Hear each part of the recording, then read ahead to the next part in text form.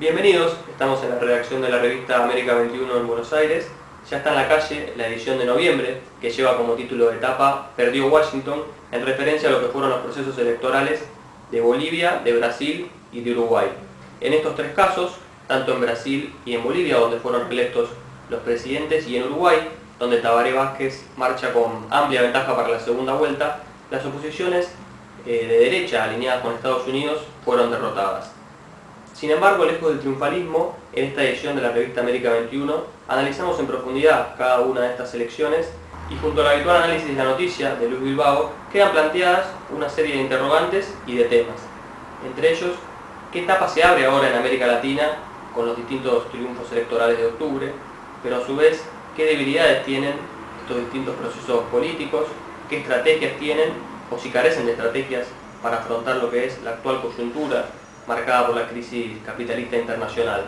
En ese marco también, ¿qué papel les cabe a las fuerzas revolucionarias y entre ellas especialmente a Venezuela, teniendo en cuenta el importante rol que cumple el Partido Socialista Unido de Venezuela? Sobre estos temas vamos a conversar esta tarde con Luis Bilbao, director de la revista América 21, y con Inés Salles, periodista de la revista. El proceso que vivimos en América Latina en los últimos 15 años tiene dos grandes expresiones. En común tienen todos el hecho de que se asumió la necesidad imperativa de acabar con los bolsones escandalosos de miseria, de pobreza y de marginación, y que para eso era necesario ponerle un límite a la política imperialista, tanto estadounidense como europea. En común, todos los países tienen esto. Pero dentro de esa plataforma común hay una gran división. Una gran división que eventualmente tiene efectos en todos los aspectos de la vida política. Me refiero al hecho de que esa gran estrategia de acabar con la pobreza extrema, con la marginalidad, con la superexplotación, con el saqueo de nuestros pueblos, se lo puede encarar desde la perspectiva de reformar o mejorar el capitalismo, o de abolir el capitalismo e instaurar un nuevo sistema de producción, de distribución, de organización de la sociedad. Y esta gran división esencial se manifiesta en todos los aspectos de la política. Entonces, en común, vuelvo al punto, tenemos el hecho de que en toda América Latina ha habido mejorías en relación con la condición de vida de las grandes masas. Ahora, la perspectiva de que esa mejoría se consolide y acabe con lo que hace que haya en la sociedad pobreza, marginación, explotación, saqueo, tiene que ver con una concepción, una estrategia, un programa y, por último, una organización para llevar eso adelante. Y lo que está claro es que en aquellos países donde no ha habido una respuesta anticapitalista para conseguir estos objetivos, las masas acompañan, pero tienen reticencias, tienen confusiones y por momentos toman otro camino.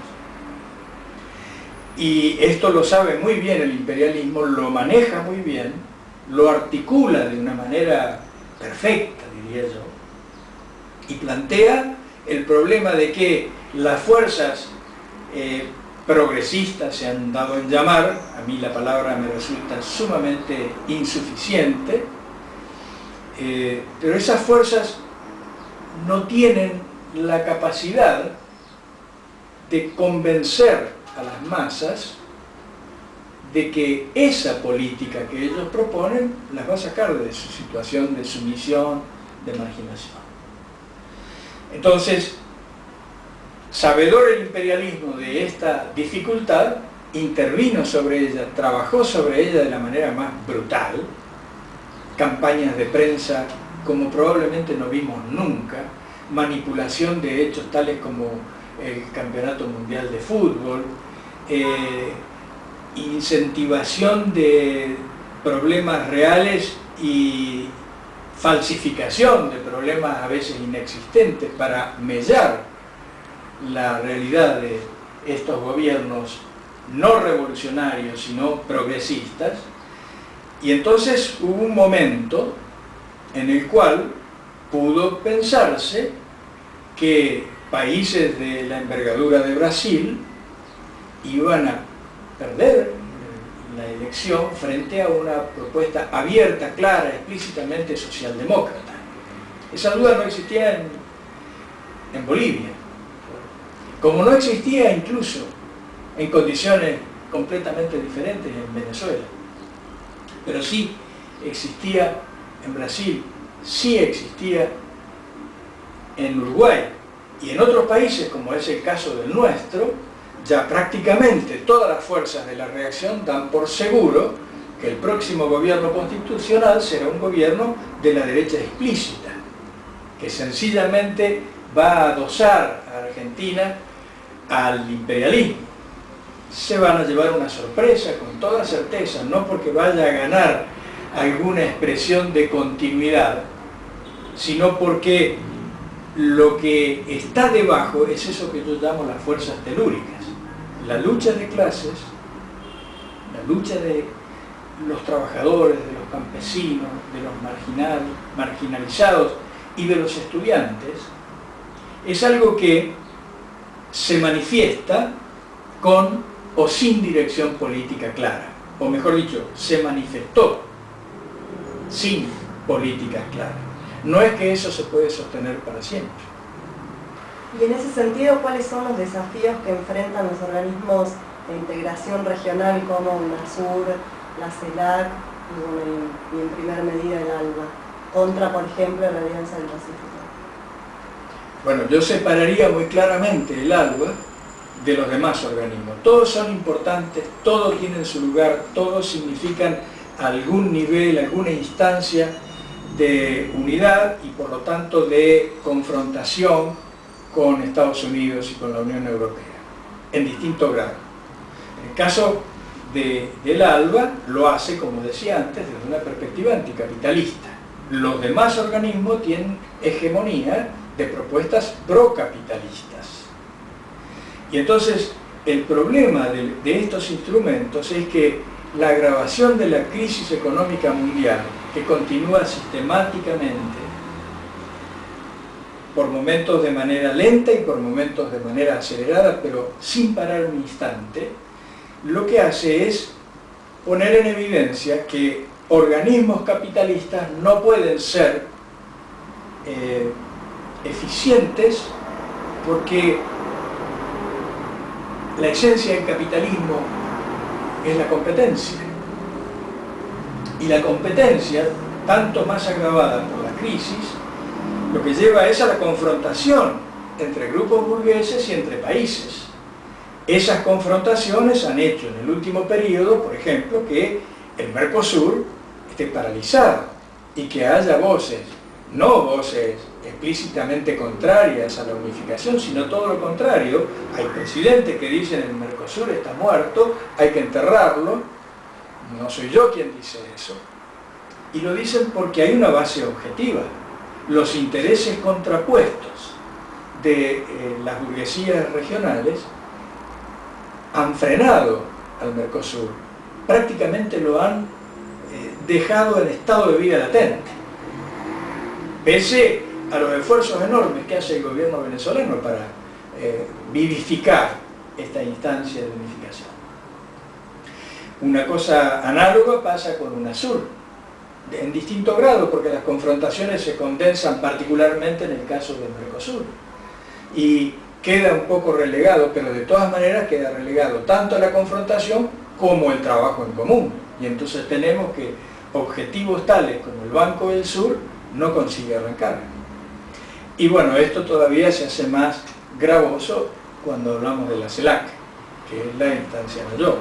Entonces acá lo que tenemos que tener en claro es algo muy difícil para un activista político. Hay hay que hacer un esfuerzo de lectura, de estudio, de debate para comprender la ambivalencia del fenómeno.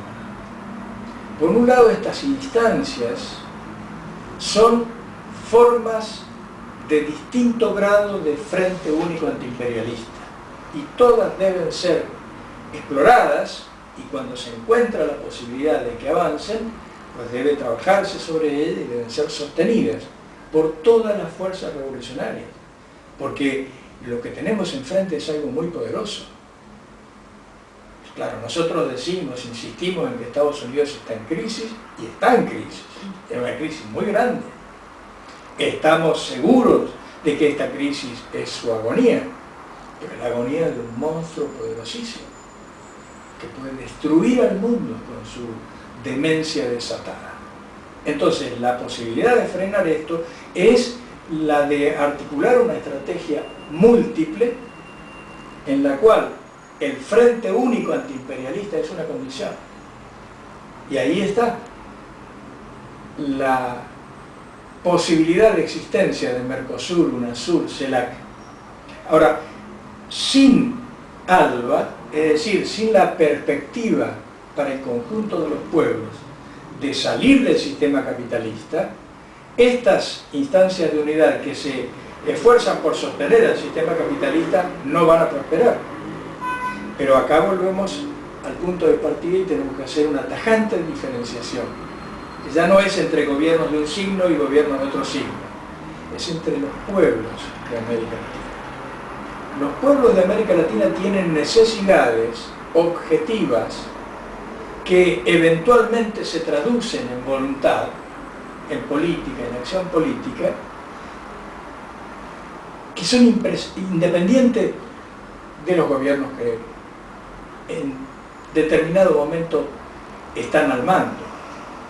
Entonces, ahí está la fuerza telúrica, la fuerza social, la fuerza que, empujada por la crisis del capitalismo, quiere soluciones. Ahora, está muy claro y lo vemos en todos lados. Si la solución no viene por el lado del socialismo, nadie puede suponer que vendrá la solución por el lado del reformismo. La solución viene por el lado del socialismo, o el imperialismo para sostenerse nos impone el fascismo. Por eso en medio de este proceso electoral andaban viajando por América del Sur el señor Aznar y el señor Uribe. Narcotraficantes, fascistas, empleados de Estados Unidos, gente corrompida hasta el límite. Y tienen espacio. Sobre todo en Argentina vemos cuánto espacio tienen estas alternativas, que se presentan como democráticas. El señor Uribe se mostró con dos candidatos con altas posibilidades de ser elegidos el año próximo en Argentina. El señor Macri y el señor Massa. Yo les digo señor porque soy una persona respetuosa. Bueno, los recibieron como si fueran personas respetables. Y son la avanzada del fascismo. Uribe es un narcotraficante, dicho por la revista Time en su tapa, no lo estoy diciendo yo, hace años, denunciado por la revista Time. Es decir, por el imperialismo estadounidense, porque se le fue de las manos. ¿Y cómo se le fue de las manos? Con los grupos paramilitares. Uribe es jefe de comandos paramilitares que han cometido atrocidades sin nombre en Colombia y que están haciendo ahora el intento de repetirlas en Venezuela. Ahora, esas personas fueron recibidas en Argentina por connotados candidatos a la presidencia de la nación. ¿Por qué pudieron hacer esto? Porque hay espacio. Con esto quiero decir, es muy grave la situación. Nadie puede simplemente quedarse en la congratulación por el triunfo que tuvimos, porque el triunfo está hecho sobre el esfuerzo desesperado de las masas, en alto grado de espontaneidad, en alto grado inclusive de inconsciencia estratégica, pero con una clara convicción de que había una batalla que no se podía perder. Bueno, pero y ahora vuelvo con la pregunta, ¿cómo sigue esto? Sí, pensando en estos temas que plantea Luis y en esta quizás ausencia que se ve de una estrategia revolucionaria común a esta gran cantidad de países que conforman la UNASUR, por ejemplo, pienso que hoy por hoy quizás el único partido revolucionario regional es el Partido Socialista Unido de Venezuela, el PSUV, y pensando en Venezuela también, quizás como la avanzada o la vanguardia en este proceso antiimperialista y anticapitalista, ¿qué papel crees que le cabe al PSUV en esta coyuntura y qué puede hacer el PSUV para, ante cierta ausencia de fuerzas revolucionarias, no de fuerzas, sino de partidos revolucionarios en el continente, para poder llevar una estrategia revolucionaria a otros países donde los gobiernos, incluso en los países de mayor población de América del Sur, donde los gobiernos no son revolucionarios y donde el futuro hace prever que posiblemente haya gobiernos aún más capitalistas, más liberales? Otra vez tengo que dividir esto en dos cuestiones, porque el primer gran debate es si son necesarios los partidos, sí, en este momento histórico. Y como resultado de la tremenda derrota que sufrieron las masas y que sufrimos todos en el mundo a partir de la degeneración primero y la caída después de la Unión Soviética, entraron ideas que por una parte pueden provenir de la confusión, de la falta de conocimiento profundo de los fenómenos históricos, pero por otro lado están alimentadas muy claramente, muy definidamente por fuerzas políticas contrarias a cualquier idea de revolución. Y la primera idea de este conjunto de nociones falsas que han inficcionado al activo militante de nuestros pueblos es que el partido no es necesario o incluso que es negativo para cualquier perspectiva revolucionaria. Por eso, cuando recordamos la innumerable cantidad de grandes aportes del comandante Hugo Chávez a la revolución latinoamericana y mundial, yo insisto en que debemos poner en el centro de esos aportes su lucidez y su determinación para construir un partido de masas antiimperialista y anticapitalista. Los tres conceptos. De masas. Es decir, no un partido ideológico, no un partido de los comunistas, de los marxistas. Yo reivindico el marxismo. Me proclamo comunista que jamás estuvo en ningún partido comunista y por eso sigo siendo comunista. Pero no quiero construir un partido únicamente de los comunistas porque no estamos en condiciones de enfrentar al enemigo de los pueblos si no unimos a los pueblos. Y los pueblos no pueden tener unidad ideológica como punto de partida. Entonces la unidad tiene que ser programática, antiimperialista y anticapitalista, pero allí tiene que entrar todo el arco de fuerzas que está en nuestro pueblo, con sus religiones, con sus costumbres, con sus tradiciones. Cada una es valorada por cada quien según el caso, pero nosotros tenemos que tener la capacidad, y el comandante Chávez vio eso y lo llevó adelante. Mientras que en otros países, incluso con un punto de partida mucho más avanzado que el de Venezuela en ese momento, como es el caso de Brasil, que 20 años antes había fundado un partido de masa obrero con base principalmente proletaria, explícitamente socialista, con un programa y con una estrategia inequívoca de abolición del capitalismo, fue degradando hasta convertirse en lo contrario, en un partido cuya propuesta principal consiste en defender el capitalismo. Un capitalismo, claro, humano, un capitalismo con intervención del Estado, un capitalismo con rostro humano, pero no. Abandonó su proyecto inicial. En cambio el PSUV no. el PSV afirmó una perspectiva anticapitalista y con la muerte de Hugo Chávez, muy lejos de comenzar a deformar esa posición, la perfeccionó, la agudizó y la aceleró. Ahora, lo puede hacer en Venezuela. No se puede hacer eso en otro país si las vanguardias y las masas de esos países no están de acuerdo con eso. Entonces, hay distinta gradación también aquí en la respuesta. Hay países con un extraordinario desarrollo social y político, como es el caso en primer lugar de Bolivia, como es también el caso de Ecuador, para hablar de América del Sur, ¿verdad? Sí. Fenómenos completamente diferentes, muchísimo más avanzados en otros sentidos, son Cuba y Nicaragua. Pero esto ya lo sabemos todo, entonces vamos a hablar de lo que está candente en nuestra región inmediata. Y sin embargo, en países como en Bolivia y en Ecuador, está desdibujada y en muchos casos enfrentada la noción de partido. Entonces, para mí la primera gran tarea que hay por delante es sostener ante, sobre todo el activo militante de nuestros pueblos, la necesidad de un partido.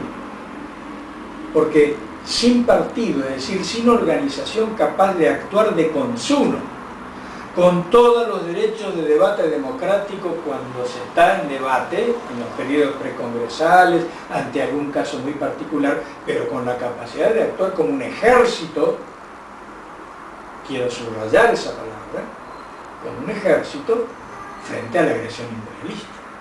Porque de lo contrario nos vencen. Y nos vencen por distintas vías, dependiendo del grado de desarrollo de la lucha revolucionaria en cada país. Si hace falta, son capaces de utilizar la violencia extrema. Si no es imprescindible, nos ganan con los diarios, con la televisión, con los políticos a sueldo, con los periodistas amanuenses. Bueno, pero entonces la primera gran cuestión es comprender la importancia del concepto de partido. Y esto, bueno, tenemos el baluarte en Venezuela, pero no le podemos pedir a Venezuela que lo haga, lo tenemos que hacer nosotros junto con Venezuela. Sí le podemos pedir a Venezuela y se lo pedimos, pero no hace falta pedírselo porque ellos están lanzados en ese objetivo, que es la aceleración de procesos de comprensión y de organización de partidos, de fuerzas políticas organizadas en cada país a través de una internacional. Eso se lo propone Venezuela, pero no se puede hacer eso si en cada país no están las fuerzas suficientes. Y por último, vos decías que el imperialismo o recurre a los medios del capital con sus periodistas estrellas en los países que no son revolucionarios, pero en los países revolucionarios, como en el caso de Venezuela, utiliza la violencia extrema, como fue el asesinato de Robert Serra y su compañera hace poco, y el de Eliezer Otaiza anteriormente. Y ahora, ¿cómo está operando la derecha? ¿Cómo sigue operando la derecha en Venezuela? Bueno, en el caso de Venezuela voy a hacer un paréntesis para eso, porque acaba de aparecer un grupo armado clandestino contrarrevolucionario en estas horas, comandado por un militar retirado, un militar de la vieja época. Ya dijeron formalmente, vamos a la lucha armada. Hasta ahora no lo habían dicho, lo habían hecho parcialmente, pero no lo habían dicho, no lo habían estructurado como una estrategia. Ahora ya lo formulan. Entonces está muy claro que esa es la perspectiva que ellos tienen. Está muy claro a partir de la multiplicación de las actividades que pretendían ser insurgentes, insurreccionales en Venezuela desde Colombia, desde los paramilitares, desde Uribe, el señor que es recibido acá por dirigentes políticos como si fuera un demócrata, que es alguien que está tratando de llevar a Venezuela a la guerra civil. por mandato del imperialismo. Ahora, cuando se produce esta reacción espontánea, telúrica de las masas latinoamericanas y Estados Unidos sufren una nueva derrota, naturalmente se abre una situación en la cual, por un periodo que va a ser necesariamente breve, estamos en ventaja. Y ellos están en desventaja y tienen que lanzar grupos guerrilleros de ultraderecha para atacar a la revolución bolivariana en el caso de Venezuela, pero va a aparecer, esto se va a multiplicar con la gradación necesaria en cada uno de nuestros países. Hay fuerzas de derecha articuladas, armadas, inervadas además por el narcotráfico.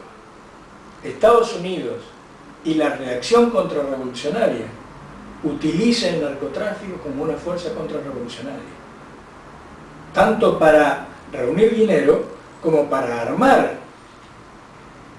grupos armados con las mejores, más modernas y sofisticadas armas para atacar a quien tenga que atacar según sea el caso del país. Esta es la magnitud del problema que tenemos delante. No hay posibilidad de confundirse. Yo no digo que en cada país no haya que hacer los esfuerzos necesarios para, por ejemplo, armar una fuerza político-electoral y conseguir un concejal, un diputado. Pero por favor, hay que entender el momento que vive el mundo. Hay que abandonar la idea pueril de que el capitalismo mundial ha salido de su crisis estallada en 2008. Acaba de, yo lo cito en la última edición de América 21, acaba de decir The Economist, que es el decano de la prensa imperialista de economía, que había un sueño rosado, que Europa había salido de un sueño rosado, lo llama, y lo habíamos creído, pero de pronto se esfumó y todo fue tirado, arrojado por la ventana, dice The Economist, estoy citando. Bueno, pero lo que no dicen, y además dicen lo contrario, mintiendo pero descaradamente, las fuerzas que forman opinión en el mundo, es que Estados Unidos está peor que Europa. Estados Unidos está peor que Europa y además ha abandonado, ha habido un cambio muy importante en estos últimos días que consiste en abandonar la política que ellos llamaron de quantitative easing, que significa imprimir dinero, facilitar el funcionamiento económico a través de la oferta de dinero, dinero sin sustento, pero era en tal magnitud se hizo la producción de dinero sin sustento que después de 5 años de aplicarla de manera descontrolada, le han puesto freno para que no se los devore. Ahora, eso significa que comienzan a alimentar la recesión también en Estados Unidos. ¿Cómo va a impactar la recesión en Estados Unidos, la recesión en Europa, la recesión en Japón, la caída de la economía en China, la caída de la economía en todos los países del BRICS? ¿Cómo va a impactar en el resto de las economías? ¿Qué suponen ustedes que va a pasar con la condición de vida de las grandes masas en este nuevo cuadro? Por supuesto que la crisis del capitalismo se descarga sobre las masas. La idea de que se puede pedir que la crisis del capitalismo no se descargue sobre la masa es una idea reformista, pero hay reformistas inteligentes. Es una idea reformista estúpida, porque la crisis se descarga invariablemente sobre las masas.